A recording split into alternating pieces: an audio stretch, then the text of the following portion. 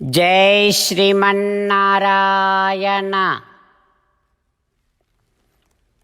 శ్రీమద్భగవద్గీత 7వ అధ్యాయము జ్ఞాన విజ్ఞాన యోగము 5వ శ్లోకము. అపరేయం ఇతస్త్వన్యాం ప్రకృతిం విద్ధి మే పరాం జీవభూతాం మహాబాహో యయేదం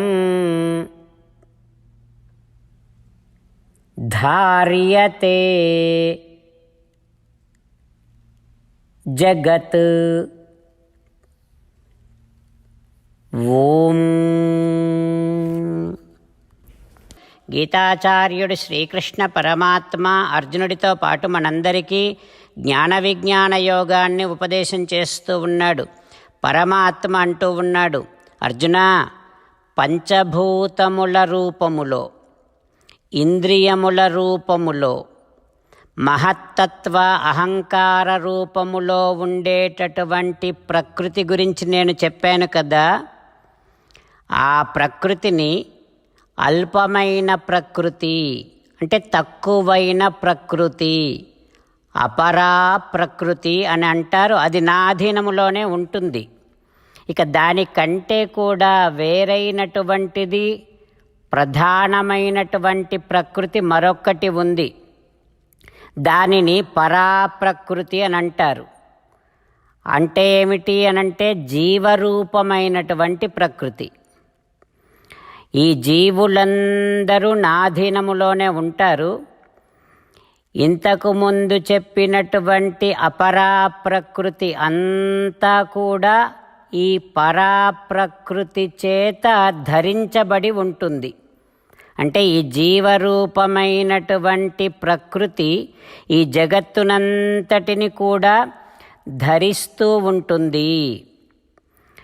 ఆ రకంగా ఈ జీవరూపమైన ప్రధానమైన శ్రేష్టమైన పరా ప్రకృతి అని చెప్పబడేటటువంటి ఈ ప్రకృతి కూడా నాధీనములోనే ఉంటుంది అంటూ శ్రీకృష్ణ భగవానుడు జీవాత్మ, ఈ ప్రకృతి, ఇవి రెండు తనకి సంబంధించినవే అని తాను ఆ రెంటికంటే వేరైనటువంటి వాడిని అని స్పష్టపరుస్తూ ఉన్నాడు.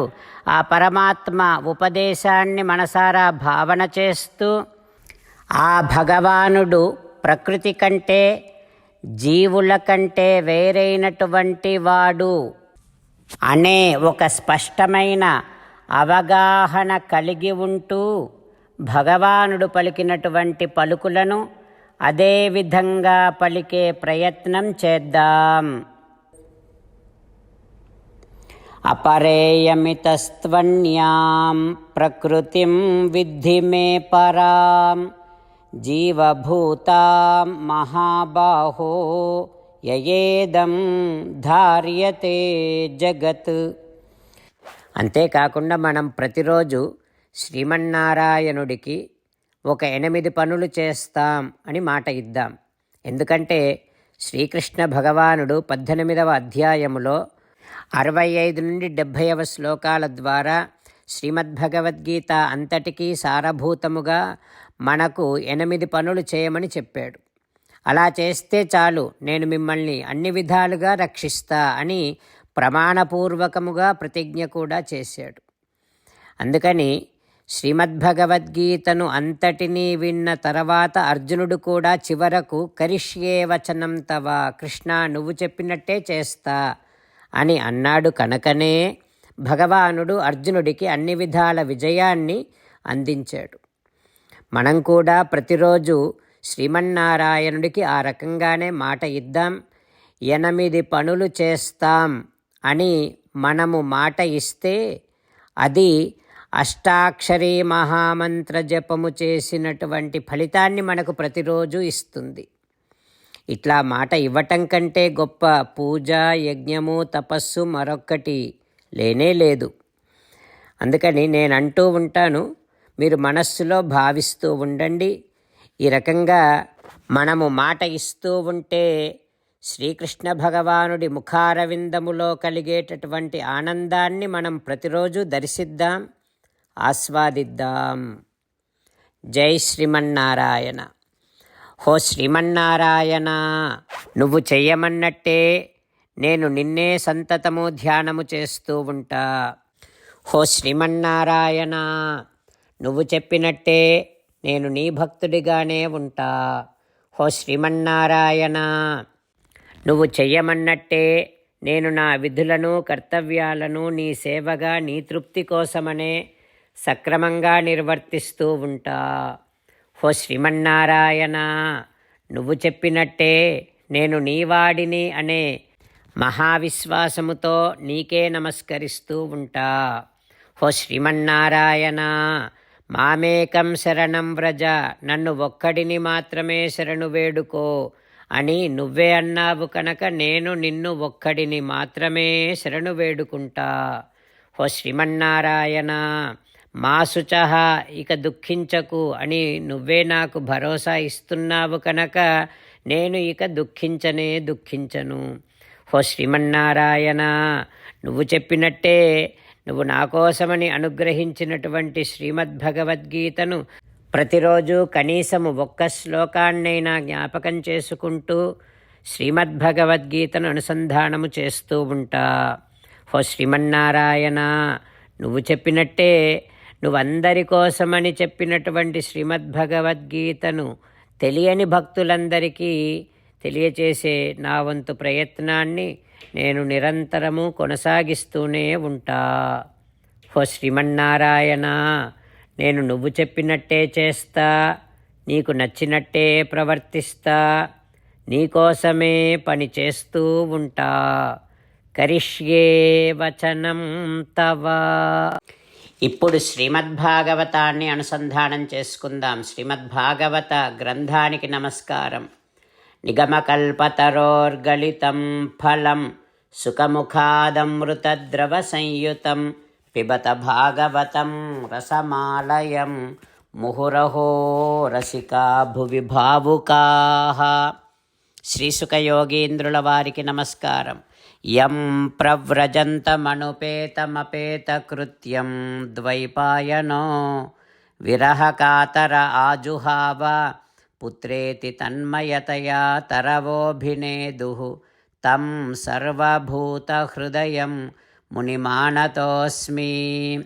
నరనారాయణులకు, చతుర్ముఖ బ్రహ్మకు, సరస్వతీదేవికి, వ్యాస మహర్షుల వారికి నమస్కారం. నారాయణం నమస్కృత్య నరం చైవ నరోత్తమం దేవీం సరస్వతీం వ్యాసం తతో జయం ఉదీరయేత్. శ్రీమద్భాగవతము 6వ స్కంధములో సూతమహాముని శౌనకాది మహర్షులందరికీ ప్రవచనం చేస్తూ ఈ రకంగా చెబుతూ ఉన్నాడు. ఓ మహర్షులారా, శ్రీసుఖ యోగీంద్రుల వారు పరీక్షిన్నరేంద్రుడికి శ్రీమద్భాగవతాన్ని ఉపదేశం చేస్తూ ఇలా చెబుతూ ఉన్నాడు. ఓ పరీక్షిన్నరేంద్ర, సూర్యుడికి ఇంకొక భార్య ఛాయ, వీరికి శనైశ్చరుడు, సావర్ణిమణువు అనేటటువంటి 2 కుమారులు, తపతి అనేటటువంటి ఒక కుమార్తె కలిగారు. ఆ తపతి అనే కుమార్తె సంవరణుని వివాహం చేసుకుంది. సరే, ఇక అర్యముని భార్య మాతృక, వారికి చాలామంది విద్వాంసులు, జ్ఞానులు పుట్టారు.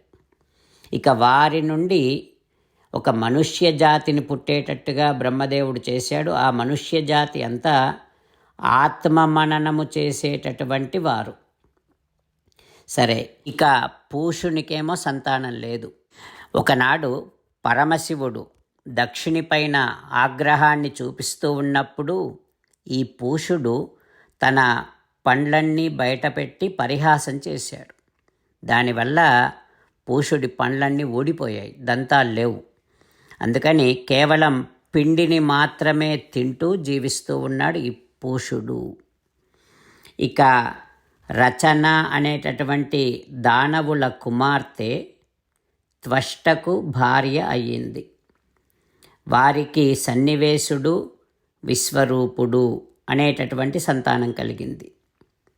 అయితే దేవతలకు దానవులు నిత్యశత్రువులు. అంటే ఈ విశ్వరూపుడు దేవతల శత్రువైనటువంటి దానవుల కుమార్తెకు పుట్టినటువంటి వాడు. అయినా సరే ఒకనాడు ఇంద్రుడు అవమానిస్తే బృహస్పతి దేవతలను వదిలేసి వెళ్ళిపోతాడు. ఆ వెళ్ళిపోయినప్పుడు చతుర్ముఖ బ్రహ్మగారి ఆజ్ఞ ప్రకారం దేవతలు ఈ విశ్వరూపుడినే తమ పురోహితుడిగా స్వీకరించారు అంటూ శ్రీశుక యోగేంద్రుల వారు ఉపదేశం చేస్తూ ఉన్నారు. ఆ తర్వాత ఏం జరుగుతుందో రేపు తెలుసుకుందాం. ఓం శ్రీకృష్ణ పరబ్రహ్మణే నమః. ఓం అస్మద్గురుభ్యో నమః. ముకుందమాల. కృష్ణో రక్షతు నో జగత్రయగురుః కృష్ణం నమస్యామ్యహం. కృష్ణే నామరశత్రవో వినిహతాః కృష్ణాయ తస్మై నమః. కృష్ణాదేవ సముత్థితం జగదిదం కృష్ణస్య దాసోऽస్మ్యహం. కృష్ణే తిష్టతి విశ్వమేతదఖిలం హే కృష్ణ సంరక్ష మాం. శ్రీమద్భగవద్గీత 7వ అధ్యాయము 5వ శ్లోకము. అపరేయమితస్త్వన్యాం ప్రకృతిం విద్ధి మే పరాం. జీవభూతాం మహాబాహో యయేదం ధార్యతే జగత్. అపరేయమితస్త్వన్యాం ప్రకృతిం విద్ధి మే పరాం. జీవభూతాం మహాబాహో యయేదం ధార్యతే జగత్. శ్రీమన్నారాయణ కరిష్యే వచనం తవ. సర్వం శ్రీకృష్ణార్పణమస్తు. జై శ్రీమన్నారాయణ.